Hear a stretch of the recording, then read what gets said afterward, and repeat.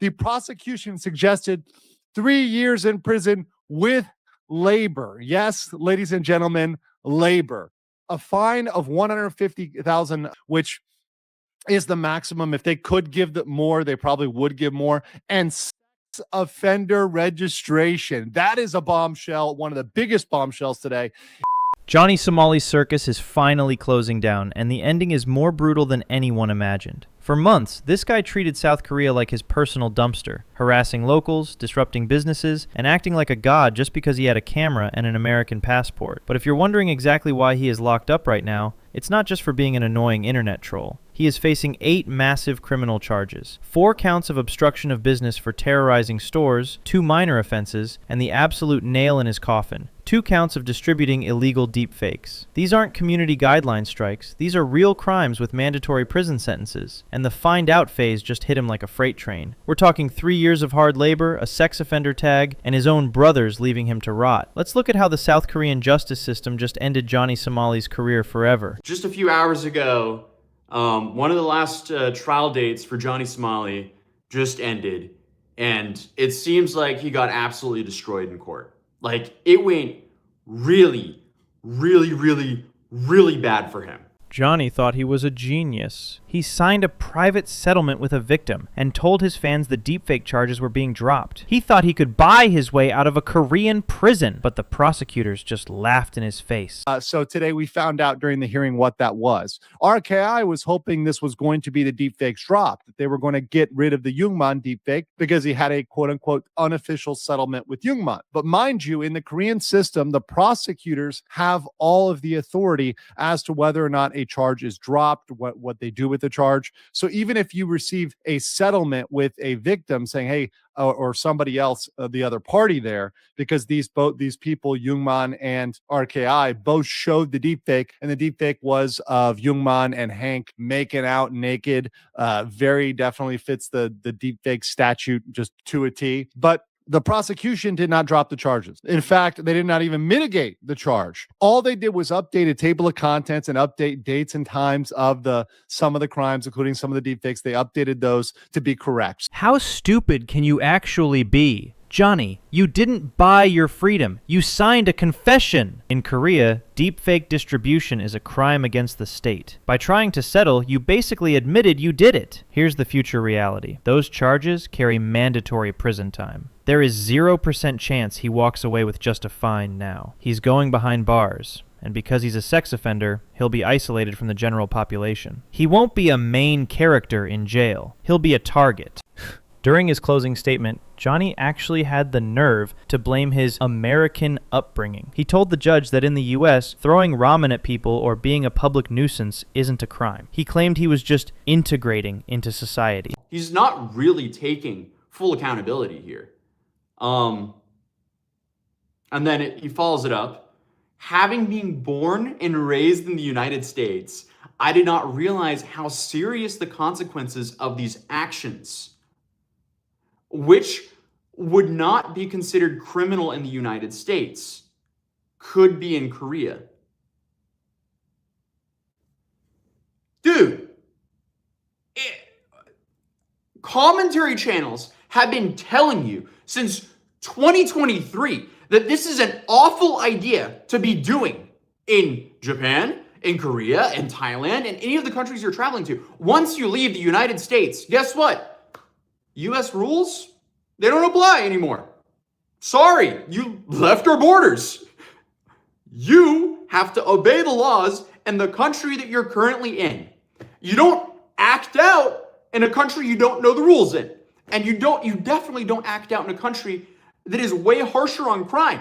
This makes my blood boil. Johnny, you are an embarrassment to every American and every traveler. Don't blame the US for your trash behavior. There isn't a single city in America where you can assault shopkeepers and get away with it. You weren't integrating. You were terrorizing a peaceful nation for digital pennies. I think the judge gave him the side eye because he knows Johnny is a pathological liar. This fake apology is going to result in the maximum sentence. The judge isn't going to show leniency to a guy who mocks their culture and then blames his own for it. This is where it goes from a prison sentence to a life sentence. The prosecution isn't just asking for jail time.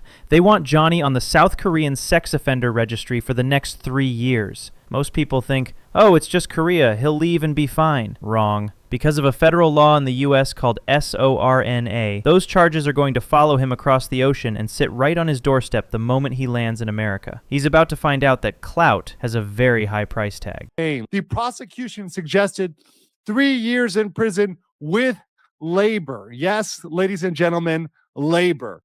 A fine of 150,000 Korean won, which is the maximum. If they could give more, they probably would give more. And sex offender registration. That is a bombshell, one of the biggest bombshells today. This is the ultimate game over for Johnny Somali. You sacrificed your entire future for a kick stream and a few thousand viewers who are already laughing at your downfall. Here's the reality of your future, Johnny. When you eventually get deported back to the U.S. after 3 years of hard labor, your nightmare is just beginning. You have exactly 72 hours to report to the police and register as a sex offender. If you forget, if you try to hide, that's an automatic 10 years in U.S. federal prison. You wanted to be famous? Well, now your face will be on a public map that every parent uses to keep their kids safe. You won't be able to live near parks, you won't be able to go near schools, and no respectable company will ever hire you. You're not a superstar anymore, you're a permanent liability. Korean sex offender, RKI, and this is the U.S. law where I come in, may be required to register as a U.S. sex offender under federal law, SORNA. Now, this is interesting because convictions under the laws of any foreign country require you to register as long as that conviction was fair and had due process. South Korea meets this standard. He went through a lot of due process. This is considered fair by U.S. law. So South Korea is considered a fair country. It's not North Korea. It's not some sort of, other country like Cuba or something like that that's going to have unfair political laws, etc. While Johnny was sitting in that courtroom looking like a defeated child, he thought he could at least manipulate the timeline. He was desperate for a swift decision. He wanted the judge to give him his sentence right then and there, so he could start counting down the days to his deportation. He literally begged for a fast resolution, thinking he'd be out by the end of the month. But the South Korean judge was 10 steps ahead of him. He gave Johnny exactly what he asked for, a decision, but it wasn't the one Johnny was expecting. Watch the moment Johnny's soul leaves his body when he hears the date. So yeah, he's asking for leniency. So the judge asks him, do you want a swift decision? And he went, yes. So yeah, he set the sentencing date for April 15th. That's not swift at all. A swift decision is normally like 2 weeks. Do you want a swift one? Yes.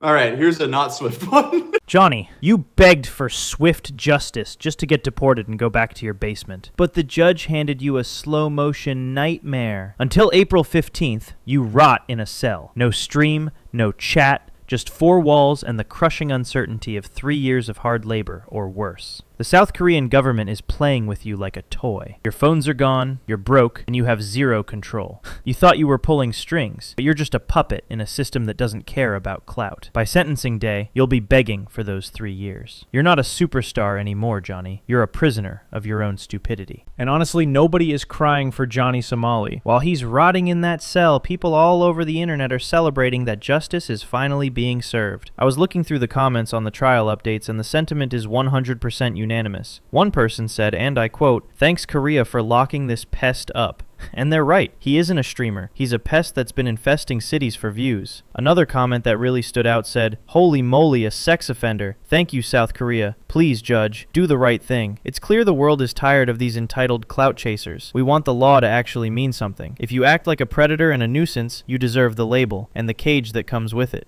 Johnny Somali wanted to be a legend, but now he's just a permanent cautionary tale. He traded his entire life for a chat box that's already forgotten he exists. But what do you guys think? Is 3 years of hard labor enough for someone who disrespected an entire nation? Can a clout chaser like him even survive the U.S. sex offender registry without ending up in federal prison?